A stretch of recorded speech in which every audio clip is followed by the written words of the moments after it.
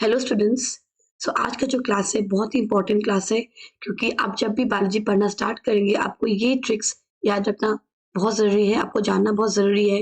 क्योंकि कुछ ऐसे क्वेश्चंस है जो आप टीचर्स को पूछना भूल जाते हैं या आप जानने की कोशिश नहीं करते हैं, और कुछ ऐसे ट्रिक्स भी है, कुछ टिप्स भी है जो बहुत सारे टीचर्स आपको बताना भूल जाते हैं या फिर बताते नहीं है। तो यहाँ ऐसा नहीं होने वाला है। Welcome to Tamali's classes where knowledge is for all. तो ये आज मैं आपको बताने वाली हूँ 11 ट्रिक्स जो आपको बहुत ही काम आएंगे आपके एग्जाम में, बायोलॉजी एग्जाम में।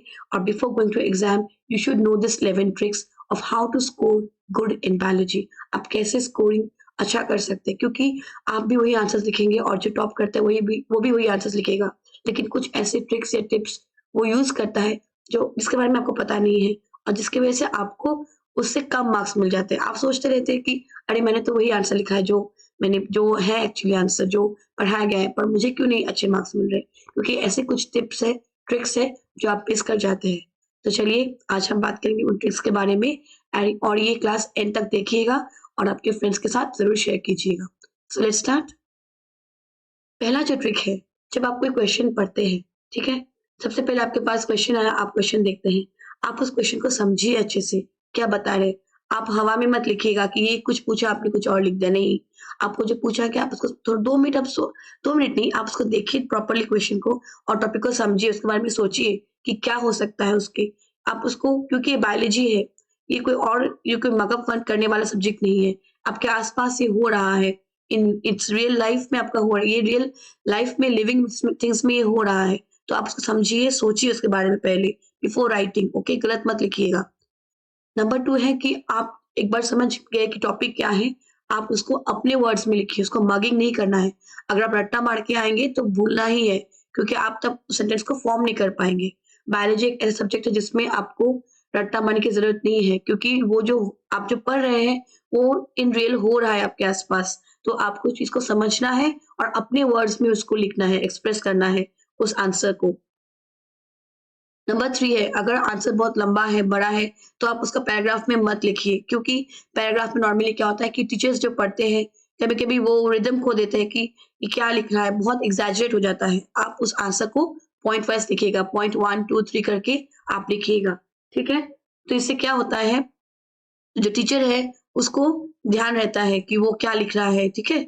तो वो टीचर को भी इजी होता है मार्किंग करने में, और ये बहुत ही इजी वे है टू गेट गुड मार्क्स, ठीक है। जैसे कि आपको पूछा गया है कि एग्जांपल मैं देती हूँ, आपको पूछा गया है कि प्रोडक्शन इन फ्लावर्स कैसे होता है, तो आप एक लंबा पैराग्राफ लिखेंगे, उसमें मैम देखेंगी, मार्क्स भी मिलेगा आपको, लेकिन वो सही तरीका नहीं है अच्छे स्कोर करने का। पहला आप उसको मैं आपको डिटेल्स में बताऊंगी सारा पॉइंट, अभी सिर्फ पॉइंट वाइज के मैं बात करते हैं। आप उसका पॉइंट वाइज लिखिएगा, जैसे कि आपने नंबर 1 देखे लिखा है कि पहले लिखेंगे male reproductive part of the flower क्या है, फिर नंबर 2 लिखेंगे female reproductive part of the flower क्या है।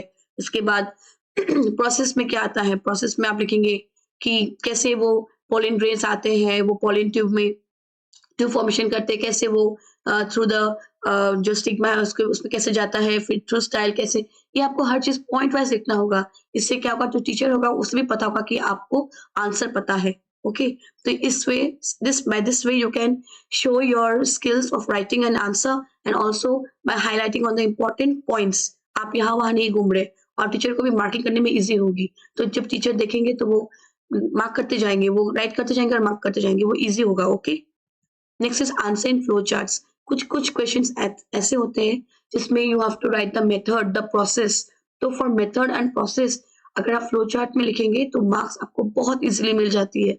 Okay, rather than going through long long answers and then आप कहीं पे आप रिदम आप खुद भी भूल जाएंगे। आपको जब बायोलॉजी पढ़ेंगे, याद करेंगे, आप याद करते वक्त भी flow chart wise flow chart technique use कर सकते हैं to remember the topic, to remember the process. Okay, इसमें आपको इजी होगा to remember the entire process. तो आप उसको फ्लो चार्ट में भी लिख सकते हैं। यहाँ पे भी एग्जांपल आप कुछ भी ले सकते हैं, जैसे कि आप कोई टेक्निक प्रोसेस बता रहे हैं, जैसे कि आप डाइजेशन प्रोसेस बता रहे हैं, तो आप ऐसे लिख सकते हैं फ्लो चार्ट में कि पहले क्या होता है, पहले आप लिख सकते हैं माउथ करके, फिर आप इसमें ब्रैकेट देके लिख सकते हैं फूड एंटर्स। ओके, फिर एक एरो देके फिर नीचे आप लिख सकते हैं फूड, जाके फिर जहाँ कहा जाता है वो माउथ के अंदर क्या होता है, सैलिवरी एमाइलीज होते हैं, जहाँ पे वो ब्रेक डाउन च्यू होती है ना। फिर टीथ होता है, टीथ में क्या होता है, वो च्यू होता है। उसके बाद उसमें क्या आता है, इसमें सैलिवरी एमाइलेज का हेल्प आता है। आप ऐसे दिखा सकते हैं कि सैलिवरी एमाइलेज, ठीक है, ऐसे आया, फिर उसमें ये यूज़ हुआ, एंजाइम यूज़ हुआ, फिर यहाँ पे लिख सकते हैं एंजाइम 1, फिर यहाँ पे नीचे जाके फिर माउथ माउथ से कहा जाता है, वो एसोफेगस में जाता है वो थ्रू द आपका आप जब इसको च्यू करते हैं पेरिस्टाल्टिक मूवमेंट्स होता है, फिर आप ऐसे लिख सकते हैं यहाँ पे, है ना? तो एसोफेगस में एसोफेगस लिख सकते हैं, फिर पेरिस्टाल्टिक मूवमेंट। तो ये क्या होता है ना, जब आप फ्लो चार्ट में जाते हैं, आपको याद करने में भी ईज़ी होता है जब आप पढ़ रहे हैं बायोलॉजी, और जब आप उसको लिखते हैं एग्ज़ाम में, तो मैम को भी पता होता है कि इस स्टूडेंट को ये आंसर पता है। एंड मैम या सर होते हैं, जो टीचर्स होते हैं, बायो टीचर्स, उनको मार्किंग में बहुत ईज़ी होता है and they give you very good marks.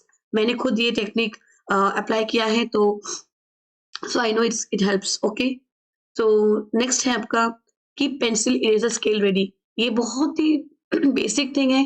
तो क्या होता है कि जब आप बायो एग्जाम के लिए जाते हैं या फिर साइंस एग्जाम के लिए जाते हैं, तो आपको हमेशा पेंसिल इरेजर स्केल रेडी होना चाहिए। क्यों? क्योंकि एग्जाम में जाके ऐसा नहीं होना चाहिए कि पेंसिल शार्पेन नहीं है। और इम्पोर्टेंट बात, पेंसिल हमेशा शार्पेन रखिएगा, ये सब चीज़ें रेडी रखिएगा, क्योंकि बायो एग्जाम क्या होता है, बायो आपको लिखना होता है, बहुत लिखना होता है, लेंदी होता है, तो आप उसमें टाइम वेस्ट नहीं कर सकते। ओके, ये सब चीज़ें रेडी रखिएगा, यहाँ-वहाँ से माँगना नहीं है। स्केल आपको क्यों चाहिए? आपको जब आप डायग्राम बनाते हैं, आप डायग्राम को अच्छे से उसको आपको एक बॉक्स के अंदर आपको आउटलाइन बनाना है, आउटलाइन बना के आप डायग्राम अंदर रखिएगा, तो ये बहुत नीट एंड क्लीन होता है। उसके बाद आप जब किसी चीज़ को अंडरलाइन करते हैं, आपको स्केल यूज़ करना, अगर आपको ज़रूरत है स्केल का, आप यूज़ कर सकते हैं। पेंसिल हमेशा शार्पन रखिएगा, ताकि वो थोड़ा ब्राइट लगे, ठीक है? मैं इसके बारे में डिटेल्स में आपको बताऊँगी नेक्स्ट, बट ये याद रखिएगा। बहुत छोटी-छोटी चीज़ें हैं, पर याद रखने लायक चीज़ें हैं। नेक्स्ट है, जब आप डायग्राम्स बनाते हैं, बहुत नीटली बनाइए। अब आप सोचेंगे कि इसमें बताने वाली क्या बात है? बताने वाली बात ये है कि जब आप डायग्राम बनाते हैं, आप बहुत डार्कली बना देते हैं और आपको याद आता है कि अरे ये तो गलत हो गया या फिर लेबलिंग गलत हो गया, थोड़ा ठीक से बनाना था। फिर आप उसको मिटाते हैं, फिर बनाते हैं उसको। So in that way what you do is you make the diagram very, very untidy. It becomes untidy, and when you make the diagram untidy, आपका खुद का इंटरेस्ट कम हो जाता है, या फिर आपको खुद लगता है, ये ठीक नहीं हुआ है, अच्छा नहीं लग रहा है। फिर उसको काटेंगे, फिर आप नए से बनाएँगे। So it's better when you start properly. Okay, pencil rubber sharpened है, pencil sharpened है, rubber ready है। So when you start drawing, आप पहले उसको हल्का से बनाइए। आप देख लीजिए डायग्राम ठीक से बना है कि नहीं। Once you're okay with it, go, आप चाहे तो उसको डार्क कर सकते हैं। ओके, देन आप लेबलिंग करना है, लेबलिंग कैसे करना है वो भी मैं आपको बताने वाली हूँ। उसके बाद आप डायग्राम के बाद आप आउटलाइन अभी बनाइएगा मत, आउटलाइन बाद में बनाइएगा। पहले आप डायग्राम बनाइए और ठीक से बनाइए। Okay, once you are okay with it, then we'll go for the labelling part. अब एक बात, डायग्राम जब भी बनाएँगे आप, लेबलिंग बनाइएगा ज़रूर, क्योंकि लेबलिंग बहुत-बहुत इम्पोर्टेंट है डायग्राम्स में।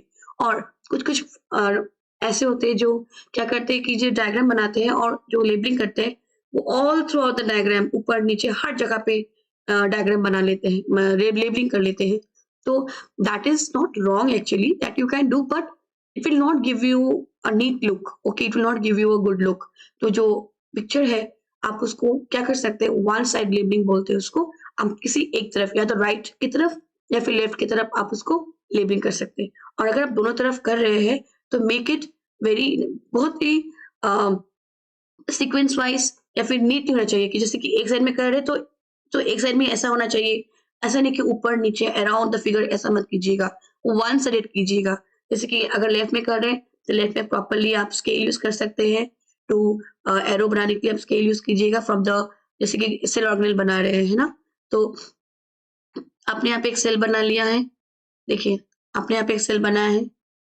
ओके, सेल बना लिया है। उसके बाद आपने इसमें जो-जो भी आपने बनाया है, माइटोकॉन्ड्रिया बनाया हो या फिर आपने इसमें गोल्गी बॉडी बनाया हो, ठीक है? फिर न्यूक्लियस बनाया हो, फिर आपने इसमें एंडोप्लाज़्मिक रेटिकुलम बनाया हो, राइबोसोम्स बनाया हो, तो आप स्केल यूज़ कीजिएगा। ओके, ये स्केल यूज़ कीजिएगा। आप ऐसे कर सकते हैं, एक साइडेड में, ठीक है? तो आप इसमें लेबलिंग कर दीजिएगा। ये क्या है, लेबलिंग कीजिएगा। या फिर अगर आप इस तरफ कर रहे हैं, तो ऐसे इस तरफ में कीजिएगा। ये एक ऐसा, ऐसा, ऐसा, ये सब मत कीजिएगा। ओके? टॉप डाउन हर जगह मत कीजिएगा।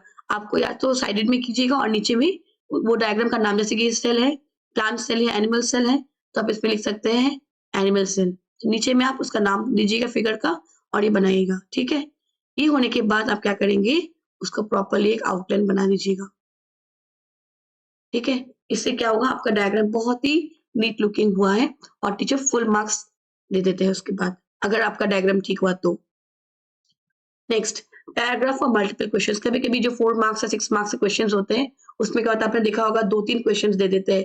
कैसे आपको दे देंगे कि अ, कोई इकोसिस्टम के बारे में आपको दे दिया कि इकोसिस्टम क्या होता है, give an example of aquatic ecosystem और उसको एक्सप्लेन कीजिए। या फिर कोई साइकिल आ गया आपको, नाइट्रोजन साइकिल आ गया, कुछ भी साइकिल आ गया, या फिर आपके पास कोई जैसे कि आपका इकोसिस्टम में क्वेश्चंस आपके बहुत सारे हैं ऐसे फ्लो चार्ट्स यूज़ करने वाले, या फिर पैराग्राफ वाइज़ क्वेश्चंस, और बहुत इंट्रोडक्शन में आपका आ सकता है, फिर आपका डायरेक्शन में आ सकता है, किसी भी 6 मार्क्स में कुछ भी आपका आ सकता है, या फिर आपको बोल सकते हैं ये ऐसा है क्वेश्चन विद डायग्राम आप एक्सप्लेन कीजिए।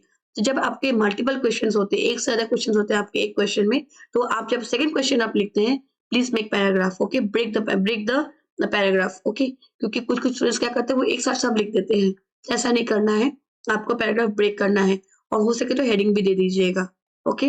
ताकि टीचर को पता चले कि फर्स्ट पैराग्राफ जो है फर्स्ट क्वेश्चन के लिए है, जो नेक्स्ट पैराग्राफ वो नेक्स्ट क्वेश्चन के लिए। ये सब छोटी-छोटी बातें हैं, पढ़िए, बहुत स्टूडेंट्स मिस कर देते हैं, एग्ज़ाम प्रेशर की वजह से, या फिर लैक ऑफ प्रॉपर प्रिपरेशन और लैक ऑफ नॉलेज की वजह से। नेक्स्ट, बहुत ही इम्पोर्टेंट है, ये मैंने खुद यूज़ किया है अपने एग्ज़ाम्स के टाइम पे, और और तो रिजल्ट्स अच्छा हुए ही थे। तो एनीवेज़, तो अब आप क्या करेंगे, आप जब कोई आंसर लिखते हैं, सबसे पहले आपको जब हेडिंग देते हैं ना, कि जैसे आपने लिखा है अभी क्वेश्चन में कि डाइजेशन इन अमीबा, ओके, या फिर न्यूट्रिशन इन अमीबा, आप उसको हेडिंग कर दीजिएगा, हाइलाइट कीजिएगा, क्योंकि जो टीचर है जब वो पढ़ते हैं ना, उनके पास बहुत सारे आंसर शीट्स होते हैं चेक करने के लिए। तो जब आप अंडरलाइन करते हैं तो उनके जो फ़ोकस है, जो कंसंट्रेशन है, वो हाइलाइट में जाते हैं। उनको पता होता है कि ये सही आंसर है, ठीक है? क्योंकि मैम जो सर या मैम है जो चेक करते हैं, वो उस पे ध्यान देते हैं कि टारगेट वर्ड जो है, जैसे कि आपने बताया है कि व्हाट इज़ फोटोसिंथेसिस क्वेश्चन आया है। तो आपने बताया कि plants the process by which plants prepare their food using chlorophyll and water, तो कैसे वो ब्रेक डाउन करते हैं स्टार्च को। तो जब आप अंडरलाइन कर देते हैं chlorophyll, breakdown of starch, okay, या फिर ग्लूकोज, फिर आप जब उसको अंडरलाइन करते हैं यूजिंग वाटर, ओके, सनलाइट, तो मैम को पता होता है कि ये जो टारगेट वर्ड्स है, ये आंसर को कंप्लीट क्या करता है। ये आपके जो वर्ड्स है, chlorophyll, water, sunlight, sugar, okay, glucose, carbon dioxide, oxygen, जो भी है, ये सब जो भी है आपका, आप जब उसको अंडरलाइन करते हैं, हाइलाइट करते हैं, टीचर को पता होता है कि बच्चे को पता है कि आंसर क्या है, एंड टीचर का फोकस उसमें जाता है, क्योंकि जब टीचर चेक करते हैं, कुछ टारगेट वर्ड्स होते हैं जो वो ढूँढते हैं आंसर में, तो जब ये चीज़ उनको मिल जाता है, उनको फुल मार्क्स मिल जाता है, ठीक है? अब ये बात हुआ about small topics, headings and all. Now when you are writing point wise answers, मैंने आपको बताया था, तो आप पॉइंट वाइज़ आंसर लिखेंगे, या फिर पैराग्राफ ब्रेक करके लिखेंगे, या फिर आप अ फ्लो चार्ट लिखते हैं, है ना? तो जो इम्पोर्टेंट वर्ड्स हैं, जो आप इम्पोर्टेंट वर्ड, जैसे कि आपको खुद पता है, जो एक आंसर के लिए बहुत ज़रूरी है, ठीक है? वो वर्ड्स को आप अंडरलाइन कीजिएगा using a pencil, okay? Pen वेन मत यूज़ कीजिएगा, हो सके तो पेंसिल से उसको अंडरलाइन कीजिएगा। इससे क्या होता है कि टीचर को टारगेट वर्ड्स मिल जाता है आंसर का, जो मेन वर्ड्स है, and the teacher gives you full marks because the teacher knows that you know the answer, okay? क्योंकि उन वर्ड्स के बिना वो आंसर्स कंप्लीट नहीं होते हैं, और आप लिखेंगे वो आंसर्स, मैम भी पढ़ लेंगी। लेकिन अगर जब आप हाइलाइट करके देते हैं मैम को, तो बहुत जल्दी मैम चेक कर देती है, और मैम उनको फुल मार्क्स भी मिलते हैं उसको, ठीक है? नेक्स्ट है give examples and units wherever necessary. मतलब जब भी आप कोई प्रोसेस को एक्सप्लेन कर रहे हैं, याद रखिएगा बायोलॉजी में हर एक मैक्सिमम चीज़ें में एग्जांपल्स होती ही है, क्योंकि बायोलॉजी में हम प्रोसेस को एक्सप्लेन करते हैं, या फिर मेथड्स को एक्सप्लेन करते हैं, फेनोमेनन को एक्सप्लेन करते हैं। तो जब भी हम करते हैं, एग्जांपल्स होते ही है रियल लाइफ में, तो आप उस एग्जांपल को भी मेंशन कीजिएगा, क्योंकि इससे बहुत ही एक्स्ट्रा मार्क्स मिल सकता है। बहुत बच्चे ये टेक्निक यूज़ करते हैं, और इससे क्या होता है, टीचर को भी अच्छा लगता है, and then they know that the answer is complete and they give full marks. Example, जैसे कि आपने किसी इन्फ्लोरेसेंस के बारे में लिखा है, या फिर एनाटॉमी, जब आप एनाटॉमी ऑफ प्लांट पढ़ते हैं, या फिर मॉर्फोलॉजी पढ़ते हैं, या फिर आप किसी प्रोसेस को एक्सप्लेन कर रहे हैं, उसमें एग्जांपल्स होते ही होते हैं। आप उस एग्जांपल्स को वहाँ पे मेंशन कर दीजिएगा। एंड यूनिट्स, अब आप पूछेंगे यूनिट्स कहाँ पे काम आती है, यूनिट्स भी काम आते हैं जब आप सेल्स के साइज के बारे में लिखते हैं, या प्रोटीन्स के बारे में लिखते हैं, राइबोसोमल यूनिट्स के बारे में आप लिखते हैं, तो आपको वहाँ यूनिट्स यूज़ करने हैं। जैसे कि स्मॉलेस्ट सेल क्या है, माइक्रोप्लाज्मा, 0.3 माइक्रोमीटर्स। आरबीसी का सेल का साइज़ क्या है, 7 माइक्रोमीटर्स, ये आपको मेंशन करना है। फिर प्रोटीन का सब यूनिट्स 23 एस, है ना, 5 एस, 16 एस, तो आपको वो सारे यूनिट्स देने हैं। ये सब छोटी-छोटी चीज़ें हैं, ध्यान रखिएगा, okay? Don't skip these things. और लास्ट जो है very very important, answer based on marking. कुछ-कुछ स्टूडेंट्स क्या करते हैं 6 मार्क्स में छोटा लिख देते हैं या फिर क्या करते हैं 1 मार्क्स में लंबा लिख देते हैं क्योंकि उनको पता नहीं होता है कैसे क्या करना है। तो जब आपको क्वेश्चन पेपर मिलते हैं, कुछ लोग पहले स्मॉल क्वेश्चंस के लिए जाते हैं, कुछ लोग पहले लॉन्ग क्वेश्चंस, वो आपका चॉइस है, आप कर सकते हैं। लेकिन मैक्सिमम होता है कि पहले आप लंबे क्वेश्चंस करने से बेटर होता है क्योंकि लंबे क्वेश्चंस में टाइम लगता है। जब आप छोटे क्वेश्चंस पहले करते हैं, तो क्या होता है कि बाद में समय कम होता है और क्वेश्चंस लंबे-लंबे होते हैं, तो आप स्ट्रेस में आ जाते हैं, टेंशन ले लेते हैं और आपका वहीं पे मार्क्स कम होने के चांसेस बढ़ जाते हैं। तो सबसे पहले इफ यू कैन, अगर आपको ईज़ी लगे तो गो for the long questions, long question पहले सॉल्व कीजिएगा। Now how do you know कि कितना मार्क्स में कितना लिखना है? अगर 1 मार्क्स का हुआ तो या फिर वो 1 वर्ड आंसर है या फिर 1 लाइन या से मैक्स टू मैक्स 2 लाइन का आंसर हो सकता है। उससे बड़ा उससे ज़्यादा नहीं होता है, ठीक है? 2 मार्क्स का अगर हुआ तो क्योंकि 2 मार्क्स का है और अगर आपको कुछ पूछा है, डिफरेंशिएट करने के लिए बोला है, तो आप उसमें 2 से 4 पॉइंट्स लिख सकते हैं क्योंकि कभी-कभी क्या होता है कुछ पॉइंट्स के लिए हाफ मार्क्स भी मिलता है और कभी-कभी कुछ पॉइंट्स के लिए 1 मार्क मिलता है। तो आप उसको अच्छे से देखिएगा क्वेश्चन क्या है। अगर आपको पता है कि उस क्वेश्चन के लिए 3 पॉइंट्स है या 4 पॉइंट्स है, तो आप लिख दीजिएगा ताकि क्योंकि उसमें शायद हाफ मार्क्स मिलते हैं 1 पॉइंट के लिए। तो 2 टू 4 पॉइंट्स आपको लिखना है या फिर 2 से 4 लाइन उस आंसर के बारे में आपको लिखना ही पड़ेगा। 4 लाइन के is more preferable okay for 2 marks. Then for 3 marks का क्वेश्चन हुआ तो 3 पॉइंट से लेके 6 पॉइंट्स तक आपको लिखना है। लाइन्स भी मतलब अगर आपका 3 मार्क्स का हुआ तो एप्रॉक्स हाफ पेज आपको लिखना ही है। जैसे कि उसमें आपका 6 से 8 लाइन आ जाएगा आपका, ठीक है? और 3 मार्क्स में आपको डायग्राम भी देना पड़ता है। कभी-कभी कुछ डायग्रामेटिक क्वेश्चंस भी होते हैं। जैसे कि आपको सेल साइकिल के बारे में पूछ लिया या फिर प्लांट सेल एनिमल सेल के बारे में पूछ लिया या फिर differentiate between plant and animal cell ऐसा पूछ लिया। तो आपको ये चीज़ें ध्यान रखनी है। नेक्स्ट है 4 मार्क्स। 4 मार्क्स के क्वेश्चन में क्या है आपका 4 से 8 पॉइंट्स, 4 पॉइंट्स आपको लिखना ही है, अगर एक-एक पॉइंट आपको हर पॉइंट के लिए चाहिए।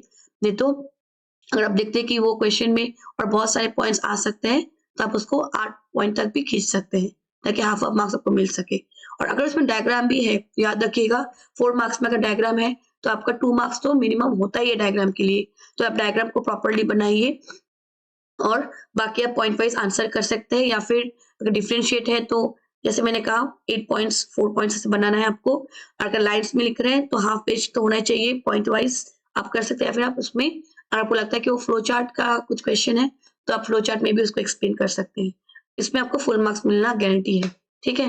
नेक्स्ट है 6 मार्क्स जो लंबे क्वेश्चन्स हैं, वो बहुत ही लंबे आंसर्स होते हैं, इसलिए बहुत टैक्टफुली आपको उसको डील करना है। क्वेश्चंस आपके 2-3 क्वेश्चन उसमें रहेंगे ही रहेंगे 6 मार्क्स में, ठीक है? तो आपको जो क्वेश्चंस है आपको वही क्वेश्चंस आपको जो आपका सपोज़ दिया है, आपकी डाइजेशन दिया है, सब पहले हेडिंग दीजिएगा कि डाइजेशन, ठीक है? अंडरलाइन कीजिएगा। देन आप step wise steps of digestion क्या-क्या है आप वो लिखिएगा, ठीक है? उसके बाद आप चाहे तो उसको फ्लो चार्ट में भी एक्सप्लेन कर सकते हैं। पॉइंट वाइज़ में डिटेल्स लिखिएगा, जो इम्पोर्टेंट वर्ड्स है उसको अंडरलाइन कीजिएगा, ठीक है? और अगर डायग्राम है तो डायग्राम भी दीजिएगा। तो अराउंड आपका ये 1 से डेढ़ पेज या फिर कभी-कभी 2 पेज तक भी जाता है आंसर। तो ये आपका 6 मार्क्स का ऐसा आपका आंसरिंग टेक्निक पैटर्न होना चाहिए। तो ये आपका 10 पॉइंट्स हो गए। लास्ट पॉइंट आई थिंक ये 11th पॉइंट होगा। Okay, so sorry for this. I think ये आपका 11th पॉइंट है। तो आगे यही है आज के क्लास में। तो हम आते हैं नेक्स्ट स्लाइड में। नेक्स्ट स्लाइड क्या है? Thank you for attending today's class. अगर आपको अच्छा लगे तो आप लाइक कीजिए और आपके दोस्त के साथ ये शेयर कीजिएगा and please subscribe my channel ताकि मैं ऐसे वीडियोज़ और बना सकूँ और for my motivation too. So do subscribe to my channel for more such videos and have a great day and all the best for your exam. अच्छे से पढ़िए और अच्छे से स्कोर कीजिए. Thank you so much.